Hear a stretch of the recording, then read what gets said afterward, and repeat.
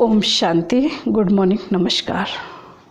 31/5/2021 प्रातः मुरली। ओम शांति। बाप दादा मधुबन। बाबा कहते हैं, मीठे बच्चे, यह दुनिया कब्रिस्तान होने वाली है, इसलिए इससे दिल नहीं लगाओ, पारिस्तान को याद करो। बाबा कहते हैं, यह दुनिया कब्रिस्तान होने वाली है, इसलिए इससे दिल नहीं लगाओ, परिस्तान को याद करो। प्रश्न है, तुम गरीब बच्चों जैसे खुश नसीब दुनिया में कोई भी नहीं, क्यों? बाबा का उत्तर है, क्योंकि तुम गरीब बच्चे ही डायरेक्ट उस बाप के बने हो जिससे सद्गति का वर्षा मिलता है। गरीब बच्चे ही पढ़ते हैं, साहूकार यदि थोड़ा पढ़ेंगे भी तो उन्हें बाप की याद मुश्किल से रहेगी। तुम्हें तो अंत में बाप के सिवाय और कुछ भी याद नहीं आएगा, इसलिए तुम सबसे खुश नसीब हो। गीत है, दिल का सहारा टूट न जाए। ओम शांति। बच्चों प्रति बाप समझा रहे हैं और बच्चे समझ रहे हैं कि बरोबर यह ज़माना अब कब्रिस्तान बनने वाला है। पहले यह ज़माना परिस्तान था, अब पुराना हो गया है, इसलिए इसको कब्रिस्तान कहते हैं। सबको कब्र दाखिल होना है। पुराने चीज़ कब्र दाखिल होती है, अर्थात मिट्टी में मिल जाती है। यह भी सिर्फ तुम बच्चे ही जानते हो, दुनिया नहीं जानती है। कुछ विलायत वालों को मालूम होता है कि कब्र दाखिल होने का समय दिखता है। तुम बच्चे भी जानते हो कि परिस्तान स्थापन करने वाला हमारा बाबा फिर से आया हुआ है। बच्चे यह भी समझते हैं, अगर इस कब्रिस्तान से दिल लगाई तो घाटा पड़ जाएगा। अभी तुम बेहद के बाप से बेहद सुख का वर्षा ले रहे हो, सो भी कल्प पहले मुआफिक। यह तुम बच्चों की बुद्धि में हर कदम रहना चाहिए। तो यही मन मनाभाव है। बाप की याद में रहने से परिस्तानी बनेंगे। भारत परिस्तान था और खंड परिस्तान नहीं बनते हैं। यह है माया रावण का पंप। यह थोड़ा समय चलने वाला है। बाबा कहते हैं, ये माया रावण का पंप है, यह थोड़े समय चलने वाला है। यह है झूठ सो, झूठी माया, झूठी काया है ना, यह पिछाड़ी का भभका है। इनको देखकर समझते हैं स्वर्ग तो अभी है, पहले नर्क था। बड़े बड़े मकान बनाते रहते हैं, यह 100 वर्ष का सो है। टेलीफोन, बिजली, एरोप्लेन आदि यह सब 100 वर्ष के अंदर बनते हैं। कितना सो है, इसलिए समझते हैं स्वर्ग तो अभी है। दिल्ली पुरानी क्या थी, अभी नई दिल्ली कैसे अच्छी बनी है, नाम ही रखा है न्यू दिल्ली। बापूजी चाहते थे नई दुनिया रामराज हो, परिस्तान हो। यह तो टेम्परेरी पंप है। बाबा कह रहे, यह तो टेम्परेरी पंप है। कितने बड़े बड़े मकान, फाउंटेन आदि बनाते हैं, इनको आर्टिफिशियल स्वर्ग कहा जाता है। अल्पकाल के लिए, तुम जानते हो इनका नाम कोई स्वर्ग नहीं है।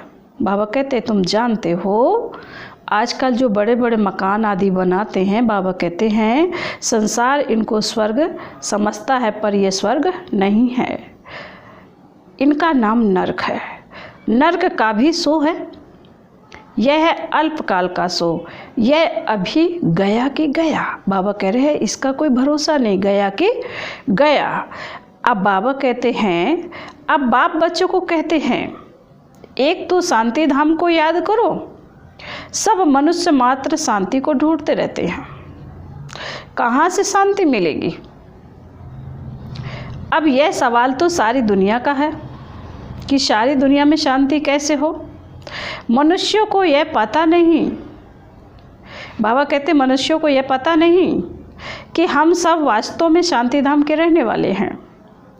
हम आत्माएं शांति धाम में बाबा कह रहे हम आत्माएं शांति धाम में शांत रहती हैं, फिर यहाँ आती हैं पार्ट बजाने। सो भी तुम बच्चों को मालूम है, अभी तुम पुरुषार्थ कर रहे हो सुख धाम जाने वाया शांति धाम। हर एक की बुद्धि में है हम आत्माएं अभी जाएंगी अपने घर शांति धाम। यहाँ तो शांति की बात हो नहीं सकती, यह है ही दुख धाम। सतयुग पावन दुनिया, कलयुग है पतित दुनिया। इन बातों की समझ अभी तुम बच्चों को आई है। दुनिया वाले तो कुछ भी नहीं जानते हैं। तुम्हारी बुद्धि में आया है बेहद का बाप हमको सृष्टि चक्र के आदि मद अंत का राज समझाते हैं। फिर कैसे धर्म स्थापक आकर धर्म स्थापन करते हैं। अब सृष्टि में कितने अथाह मनुष्य हैं। भारत में भी बहुत हैं। भारत जब स्वर्ग था तब साहूकार थे और कोई धर्म नहीं था। तुम बच्चों को रोज रिफ्रेश किया जाता है। बाबा कहते हैं तुम बच्चों को रोज रिफ्रेश किया जाता है। बाप और वर्ष को याद करो। भक्ति मार्ग में भी यह चला आता है। हमेशा अंगुली दिखाते हैं कि परमात्मा को याद करो। भक्ति मार्ग में भी कहते हैं अंगुली दिखा करके कि परमात्मा को याद करो। परमात्मा अथवा अल्लाह वहाँ है, परंतु सिर्फ ऐसे ही याद करने से कुछ होता थोड़े ही है। उनको यह भी पता नहीं कि याद से क्या फायदा होगा। उनके साथ हमारा क्या संबंध है। बाबा कहते हैं भक्ति वालों को ये भी पता नहीं है कि उनको याद करने से क्या फ़ायदा होगा और उनसे हमारा क्या संबंध है, जानते ही नहीं। दुख के समय पुकारते हैं हे राम, आत्मा याद करती है, परंतु उनको यह पता नहीं है कि सुख शांति किसको कहा जाता है। तुम्हारी बुद्धि में आता है कि हम सब एक बाप की संतान हैं, तो फिर दुख क्यों होना चाहिए। बेहद के बाप से सदा सुख का वर्षा मिलना चाहिए। बेहद के बाप से सदा सुख का वर्षा मिलना चाहिए। यह भी चित्र में क्लियर है। भगवान है ही स्वर्ग की स्थापना करने वाला, हेवनली गॉड फादर। वह आते भी भारत में ही हैं, परंतु यह कोई समझते नहीं है। देवी देवता धर्म की स्थापना जरूर संगम पर ही होगी। सतयुग में कैसे होगी, परंतु यह बातें दूसरे धर्म वाले जानते नहीं हैं। यह तो बाप ही नॉलेजफुल है, समझाते हैं। आदि सनातन देवी देवता धर्म कैसे स्थापन हुआ।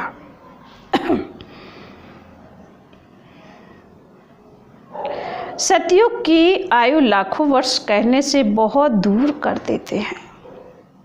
तुम बच्चों को चित्रों पर ही समझाना है। भारत में इन लक्ष्मी नारायण का राज्य था। इन्होंने कैसे कब यह राज्य पाया यह नहीं जानते, सिर्फ कहते हैं यह सतयुग के मालिक थे। उनके आगे जाकर भीख मांगते हैं तो अल्पकाल के लिए कुछ न कुछ मिल जाता है। कोई दान पुण्य करते हैं, उनको भी अल्पकाल के लिए फल मिल जाता है। गरीब पंचायत के मुखी को भी इतनी ही खुशी रहती है जितनी साहूकार मुखी को। गरीब भी अपने को सुखी समझते हैं। बॉम्बे में देखो गरीब लोग कैसे कैसे स्थानों पर रहते हैं। तुम बच्चे अभी समझते हो भल करोड़पति हैं, परंतु कितने दुखी हैं। तुम कहेंगे हमारे जैसा खुश नसीब और कोई नहीं। हम डायरेक्ट बाप के बने हैं, जिससे सदगति का वर्षा मिलता है। बड़े बड़े आदमी कभी भी ऊंच पद पा ना सकें। जो गरीब हैं वह साहूकार बन जाते हैं। पढ़ते तुम हो, वह तो अनपढ़ हैं। करके थोड़ा पढ़ेंगे भी, बाबा कह रहे करके थोड़ा पढ़ेंगे भी तो भी बाप की याद में रह नहीं सकते। अंत में तुमको सिवाय बाप के और कुछ भी याद रहना नहीं। बाबा कहते हैं अंत में तुमको सिवाय बाप के और कुछ भी याद नहीं रहना है। जानते हो यह सब कब्रिस्तान होना है। बाबा कहते जानते हो यह सब जो दिखता है वह सब कब्रिस्तान होना है। बुद्धि में रहना चाहिए हम जो, बाबा कहते बुद्धि में रहना चाहिए। यह जो हम धंधा करते हैं थोड़े समय के लिए है। धनवान लोग धर्मशालाएं आदि बनाते हैं, वह कोई धंधे के लिए नहीं बनाते हैं। जहाँ तीर्थ व धर्मशालाएं नहीं हों तो कहाँ रहें। बाबा कह रहे जहाँ तीर्थ वहाँ धर्मशालाएं नहीं हों तो कहाँ रहेंगे। इसलिए साहूकार लोग धर्मशालाएं बनाते हैं। ऐसे नहीं कि व्यापारी लोग आकर व्यापार करें। धर्मशाला तीर्थ स्थानों पर बनाई जाती है। अब तुम्हारा सेंटर बड़े ते बड़ा तीर्थ है। तुम्हारे सेंटर्स जहाँ जहाँ हैं वे बड़े से बड़े तीर्थ हैं, जहाँ से मनुष्यों को सुख शांति मिलती है। तुम्हारी ये गीता पाठशाला बड़ी है। यह सोर्स ऑफ इनकम है। इससे तुम्हारी बहुत आमदनी होती है। तुम बच्चों के लिए यह भी धर्मशाला है, बड़े से बड़ा तीर्थ है। तुम बेहद के बाप से बेहद का वर्षा लेते हो। इस जैसा बड़े से बड़ा तीर्थ कोई होता नहीं। उन तीर्थों पर जाने से तो तुमको कुछ भी मिलता नहीं। यह भी तुम समझते हो। भक्त लोग बड़े प्रेम से मंदिर आदि में चरणामृत लेते हैं, समझते हैं उनसे हमारा हृदय पवित्र हो जाएगा, परंतु वह तो पानी है। बाबा कह रहे परंतु वह तो पानी है। यहाँ तो बाप कहते हैं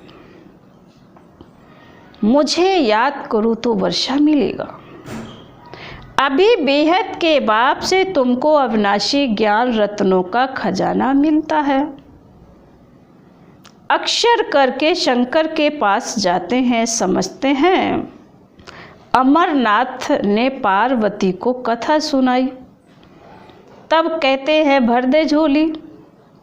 तुम अविनाशी ज्ञान रत्नों से झोली भरते हो। बाकी अमरनाथ कोई एक को थोड़े ही बैठकर कथा सुनाएगा, जरूर बहुत होंगे, और वह भी मृत्यु लोक में ही होंगे। सूक्ष्म वतन में तो कथा सुनाने की दरकार ही नहीं। अनेक तीर्थ बनाए हैं, साधु संत महात्मा आदि ढेर जाते हैं। अमरनाथ पर लाखों आदमी जाते हैं। कुंभ के मेले पर गंगा स्नान करने सबसे जास्ती जाते हैं। समझते हैं हम पावन बनेंगे, गंगा स्नान करने से पावन बनेंगे। वास्तव में कुंभ का मेला यह है। वह मेले में तो जन्म जन्मांतर करते आए, परंतु बाप कहते हैं इससे वापस अपने घर कोई भी जा नहीं सकते, क्योंकि जब आत्मा पवित्र बने तब जा सके। परंतु अपवित्र होने के कारण बाबा कह रहे परंतु अपवित्र होने के कारण सबके पंख टूटे हैं। आत्मा को पंख मिले हैं। योग में रहने से आत्मा सबसे तीखी उड़ती है। कोई का हिसाब किताब लंदन में है, अमेरिका में होगा तो झट उड़ेंगे। वहाँ सेकंड में पहुँच जाते हैं, लेकिन मुक्ति धाम में तो जब कर्मातीत हो तब जा सके। तब यह बाबा कहते तब तक यहाँ ही जन्म मरण में आते हैं। जैसे ड्रामा टिक टिक हो चलता है, आत्मा भी ऐसे है, टिक हुई यह गई। इन जैसी तीखी और कोई चीज होती नहीं। ढेर की ढेर सब आत्माएं मूल वतन में जाने वाली हैं। आत्मा को कहाँ पहुंचने में देरी नहीं लगती है। मनुष्य यह बातें समझते नहीं। तुम बच्चों की बुद्धि में आत्मा है कि नई दुनिया में जरूर, बाबा कह रहे कि नई दुनिया में जरूर थोड़ी आत्माएं होंगी। बाबा कहते हैं तुम बच्चों की बुद्धि में आता है कि नई दुनिया में जरूर थोड़ी आत्माएं होंगी और वहाँ बहुत सुखी होंगी। वही आत्माएं अब 84 जन्म भोग बहुत दुखी हुई हैं। तुमको सारे चक्र का मालूम पड़ा है, तुम्हारी बुद्धि चलती है और कोई मनुष्य मात्र की बुद्धि नहीं चलती। प्रजापिता ब्रह्मा भी गाया हुआ है। कल्प पहले भी तुम ऐसे ही ब्रह्मा कुमार कुमारी बने थे। तुम जानते हो कि हम प्रजापिता ब्रह्मा के बच्चे हैं। हमारे द्वारा बाबा स्वर की स्थापना करा रहे हैं। जब नंबरवार पुरुषार्थ अनुसार लायक बन जाएंगे तो फिर पुरानी दुनिया का विनाश होगा। त्रिमूर्ति भी यहाँ ही गाया हुआ है। बाबा कहते त्रिमूर्ति भी यहाँ ही गाया हुआ है। त्रिमूर्ति का चित्र भी रखते हैं, उसमें शिव को दिखाते नहीं। कहा भी जाता है ब्रह्मा द्वारा स्थापना। कौन कराते हैं? शिव बाबा। विष्णु द्वारा पालना। तुम ब्राह्मण अभी लायक बन रहे हो देवता बनने के लिए। अभी तुम वह पार्ट बजा रहे हो, कल्प के बाद फिर बजाएंगे। तुम पवित्र बनते हो। कहते हो बाबा का फरमान है, काम रूपी शत्रु को जीतो, मामेकम याद करो। बहुत सहज है। भक्ति मार्ग में तुम बच्चों ने बहुत दुख देखे हैं। करके थोड़ा सुख है तो भी अल्पकाल के लिए। भक्ति में साक्षात्कार होता है, सो भी अल्पकाल के लिए। तुम्हारी आस पूरी होती है, यह साक्षात्कार होता है। वह भी मैं कराता हूँ। बाबा कहते वह भी मैं कराता हूँ। ड्रामा में नूंद है। जो पास्ट हुआ second by second drama shoot किया हुआ है। ऐसे नहीं कहते अब शूट हुआ, नहीं, यह तो अनादि बना बनाया ड्रामा है। जितने भी एक्टर्स हैं, बाबा कहते जितने भी एक्टर्स हैं, सबका पार्ट अविनाशी है। मोक्ष को कोई नहीं पाते। सन्यासी लोग कहते हैं हम लीन हो जाते हैं। बाप समझाते हैं तुम अविनाशी आत्मा हो। बिंदी है, इतनी छोटी सी बिंदी में 84 जन्मों का पाठ नूदा हुआ है। यह चक्र चलता ही रहता है। जो पहले पहले पार्ट बजाने आते हैं वही 84 जन्म लेते हैं। सब तो ले ना सके। तुम्हारे सिवाय और कोई की बुद्धि में यह नॉलेज नहीं है। ज्ञान का सागर एक ही बाप है। तुम जानते हो हम बाप से वर्षा ले रहे हैं। बाप हमको पतित से पावन बनाते हैं। सुख और शांति का वर्षा देते हैं। सतयुग में दुख का नाम निशान नहीं होता। बाप कहते हैं आयुष्मान भव, धनवान भव। निवृत्ति मार्ग वाले ऐसी आशीर्वाद दे ना सके। तुम बच्चों को बाप से वर्षा मिल रहा है। सतयुग त्रेता है सुख धाम, फिर दुख कैसे होता है यह भी कोई नहीं जानते। देवताएं वाम मार्ग में कैसे जाते हैं वह निशानियां हैं। जगन्नाथपुरी में देवताओं के चित्र ताज आदि पहने हुए दिखाते हैं, फिर गंदे चित्र भी बनाए हैं, इसलिए उनकी मूर्ति भी काली रखी है, जिससे सिद्ध होता है। बाबा कहते हैं जगन्नाथपुरी में देवताओं के चित्र ताज आदि पहने हुए दिखाते हैं, फिर गंदे चित्र भी बनाए हैं, इसलिए उनकी मूर्ति भी काली रखी है, जिससे सिद्ध होता है। देवताएं वाम मार्ग में जाते हैं तो अंत में बिल्कुल काले बन पड़ते हैं। अभी तुम जानते हो भारत कितना सुंदर था, फिर तमो प्रधान बनना ही है। ड्रामा प्लान अनुसार अभी संगम पर तुमको यह नॉलेज है। बाप है नॉलेजफुल, तुम्हारा एक ही बाप, टीचर गुरु तीनों है। यह सदैव बुद्धि में रहे। शिव बाबा हमको पढ़ाते हैं। बाबा कहती है सदैव बुद्धि में रहे कि शिव बाबा हमको पढ़ाते हैं। यह बेहद की पढ़ाई है जिससे तुम नॉलेजफुल बन गए हो। तुम सब कुछ जानते हो। वह कहते हैं सर्वव्यापी है, तुम कहते हो वह पतित पावन है। कितना रात दिन का फर्क है। अभी तुम मास्टर नॉलेजफुल बने हो, नंबर वार। जो बाप के पास है वो तुमको सिखाते हैं। तुम भी सबको यह बताते हो बाप को याद करो तो 21 जन्मों के लिए वर्षा मिलेगा। अच्छा, फिर बाबा कहते हैं मीठे मीठे शिकीले दे बच्चों प्रति माता पिता बाप दादा का याद प्यार और गुड मॉर्निंग। रूहानी बाप की रूहानी बच्चों को नमस्ते।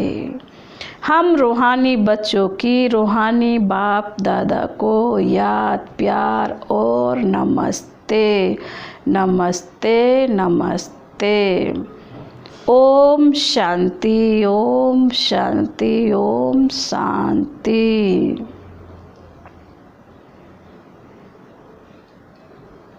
फिर धारणा के लिए मुख्य सार बाबा कहते हैं पहली पॉइंट में स्वयं रिफ्रेश रहकर औरों को रिफ्रेश करने के लिए बाप और वर्षे की याद में रहना है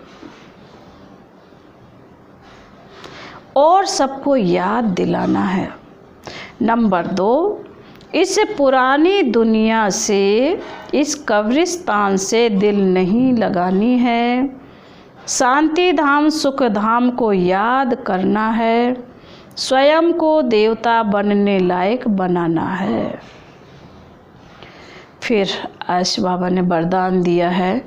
बाबा वरदान में कह रहे हैं नशे और निशाने की स्मृति से सर्व कर्मेंद्रियों को ऑर्डर प्रमाण चलाने वाले ताज व तख्त नशीन भव। वरदान का स्पष्टीकरण है संगम युग पर बाप दादा द्वारा सभी बच्चों को ताज और तख्त प्राप्त होता है। प्योरिटी का भी ताज है तो जिम्मेवारियों का भी ताज है। अकाल तख्त भी है तो दिल तख्त नसीन भी हो। जब ऐसे डबल ताज और तख्त नसीन बनते हो तो नशा और निशाना स्वतः याद रहता है। फिर यह कर्मेंद्रियां जी हजूर करती हैं। जो ताज बाबा कहते जो ताज व तख्त छोड़ देते हैं उनका ऑर्डर कोई भी कारोबारी नहीं मानते हैं। बाबा कहते जो ताज और तख्त छोड़ देते हैं उनका ऑर्डर कोई भी कारोबारी नहीं मानते हैं।